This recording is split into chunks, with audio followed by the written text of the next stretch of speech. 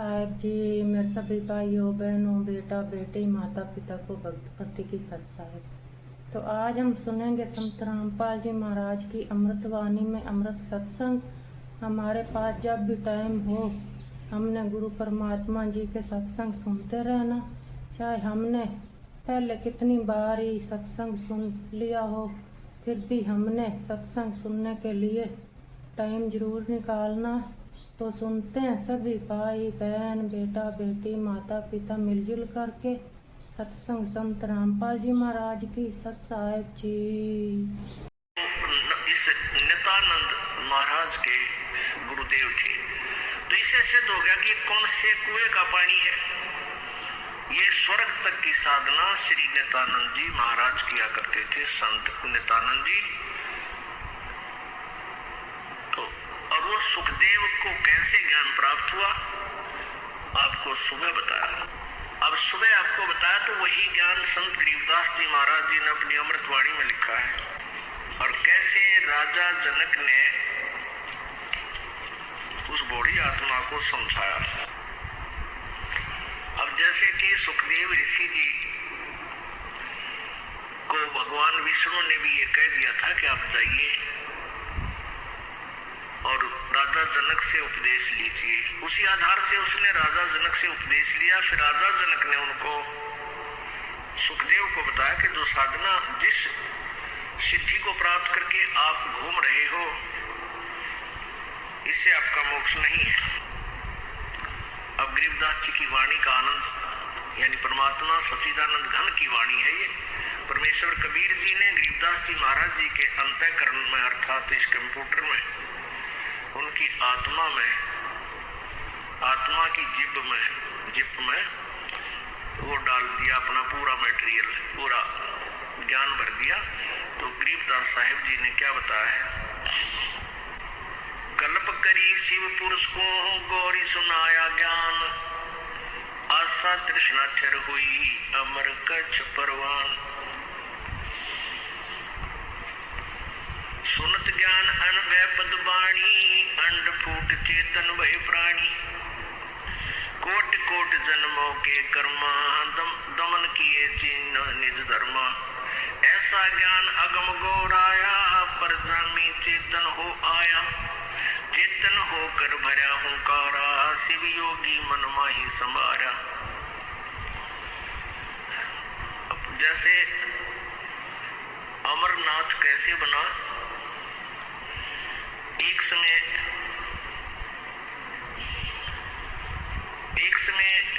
नारद जी पार्वती जी के पास गए।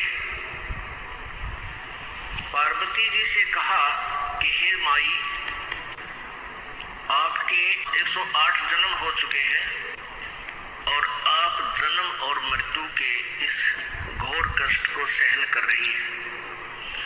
भगवान शिव जी के पास एक ऐसा अमर मंत्र है कि वो यदि आपको वो मंत्र दे दे तो आपका जन्म और मृत्यु समाप्त हो जाए।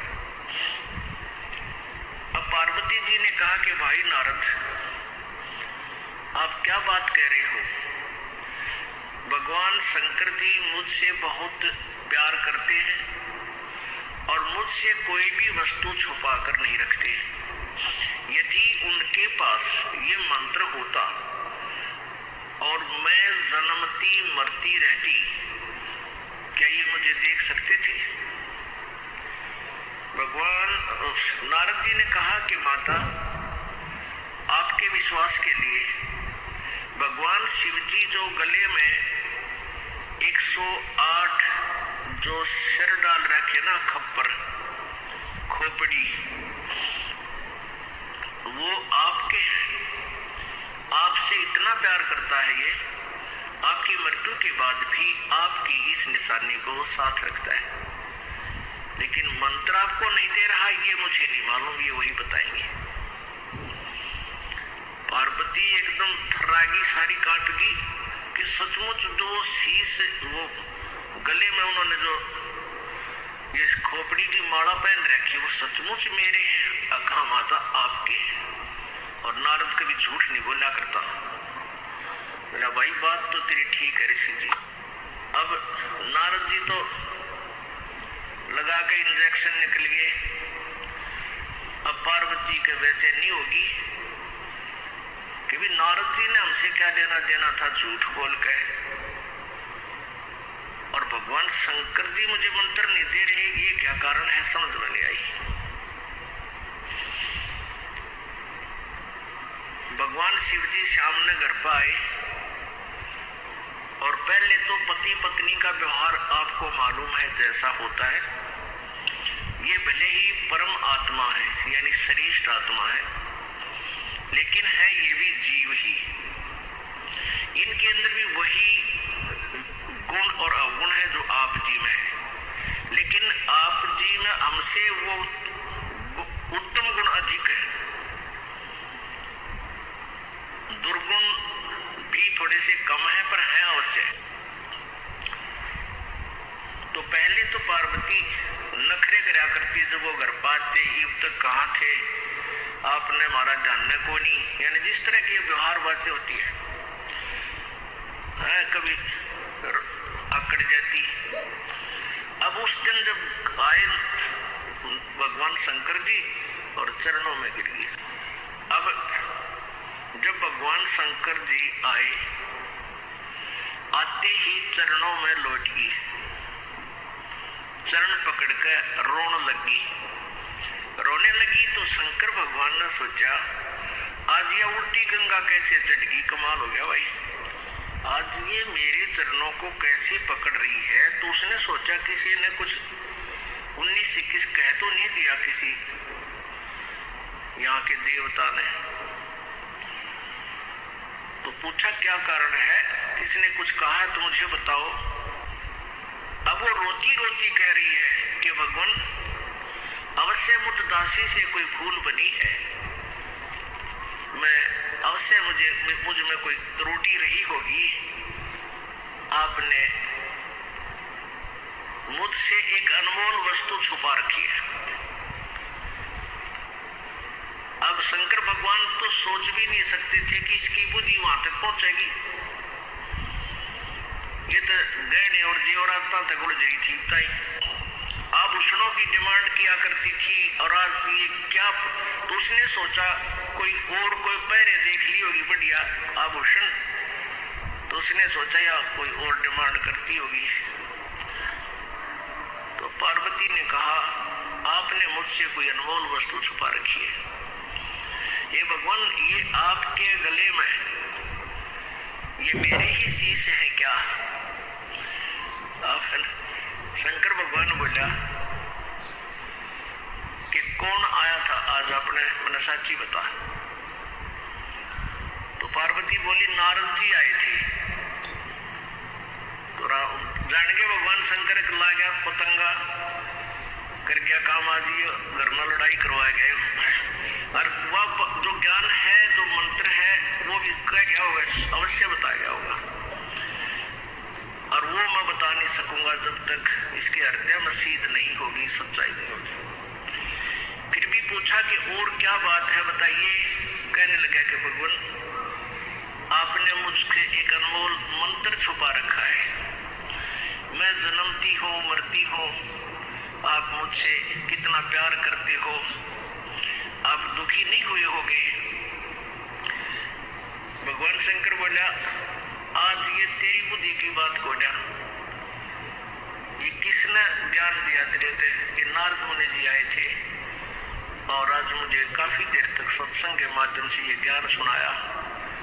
ये प्रभु मैं तो बालक हूँ, आपके चरणों की दासी हूँ, भोली भाली हूँ, मुझसे कोई त्रुटि रही तो माफ करो प्रभु, मुझे वो मोक्ष मार्ग बता दो। अब शंकर भगवान बोला सुन ले पार्वती, जहाँ तक आपका प्रश्न है कि क्या मुझे दुख नहीं हुआ होगा जब तू जन्मती और मरती थी, मैं बहुत दुखी होता था। ये जितने भी शर है तेरे, ये शीश है, ये खोपड़ी है, ये तेरी ही है, और तू मरती थी मुझे असीम पीड़ा होती थी, और तेरी याद रखने के लिए वो खोपड़ी में अपने गले में डाल लेता था, सीने के लगा कर रखता था। लेकिन मैं मंत्र तुझे नहीं दे सका। पार्वती ने कहा प्रभु क्या कारण रहा? कि कारण ये रहा कि जब तक ये ऐसा अनमोल मंत्र है ये वैसे नहीं बताया जा सकता। अति अधीन दीन हो प्राणी तब ये कहना अकथ कहानी। जैसे सीप समुद्र में होती है, एक सीप जैसे शंख होते हैं ना, शंख ऐसी होती है चपटी सी, और उसमें मोती बनता है, एक जीव होता है, उस जीव के ऊपर कवर होता है ये शंख।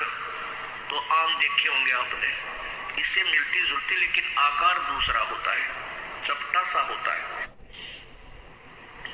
वो सीप जो होती है वो जब समुद्र में रहती है, खारे समुद्र को ग्रहण नहीं करती। जब उसके अंदर उसकी इच्छा होती है मोती बनाने की सीप के अंदर, तो समुद्र के ऊपरी सतह पर आती है, उसमें मुंह खोल लेती है ऊपर, और ऊपर से जब आसमान से वर्षा हो रही होती है उसमें से एक बूंद वर्षा की ग्रहण करके मुंह बंद कर लेती है, और फिर उसमें वो मोती बन जाता है।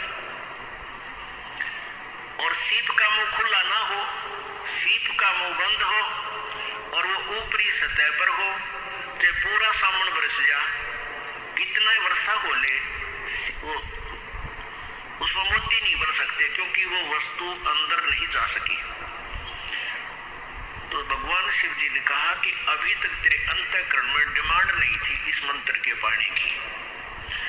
आज जो तेरे अंदर प्रेरणा भरी है, ये नारद जी की वचनों ने, सत्संग ने आपके अंदर यह तड़प पैदा कर दी, और इस तरफ से आज तेरा अंतःकरण का मुंह खुल गया। अब मैं ये ज्ञान दूंगा पार्वती तेरे को, अब तेरे अंदर जाएगी यह वस्तु। और उससे पहले यदि मैं तुझे कहता तो कन्ना पे कटाड़ा थी। मैंने बहुत बार आपसे कोशिश की समझाने की कि परमात्मा की भक्ति करनी चाहिए, प्रभु का मंत्र एक अनमोल मंत्र होता है, उसका जाप करने से मोक्ष होता है।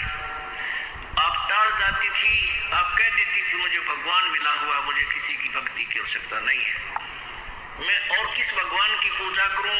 आप जो मेरे पति और 3 लोक के मालिक, दोनों भगवान। तो इसलिए पार्वती मैं चाहकर भी तुझे ये मंत्र नहीं दे सका। तो फिर कहा कि अब चल तुझे नाम दूंगा, एकांत स्थान पर चलेंगे, ये ऐसा मंत्र है किसी को नहीं बताना, थर्ड पर्सन को, और थर्ड प्राणी हमारी ये बात सुन भी नहीं ले, क्योंकि इस मंत्र को यदि कोई सुन लेगा, उसका जाप कर लेगा, उसमें बहुत सी सिद्धियां आ जाती हैं, और वो सिद्धियां पाकर फिर अपना ही शत्रु बन जाएगा हमका, भगवान शंकर कह रहे थे। इसलिए इसको ऐसे स्थान पर तुझे बताऊंगा कि कोई दूसरा ना सुन सके।